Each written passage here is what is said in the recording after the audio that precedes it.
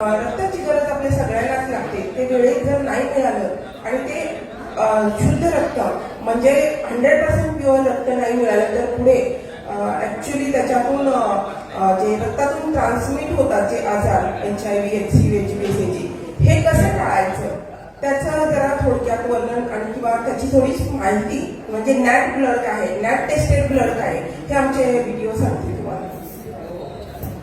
नमस्कार. प्रथम गंगा इव्हेंट्स आणि प्रसाद सरांचे आभार. आम्हाला या मंचावर ही संधी दिल्याबद्दल. कार्यक्रम तसा खूपच सुंदर चालू आणि मध्येच आम्ही काहीतरी वेगळे घेऊन आलो.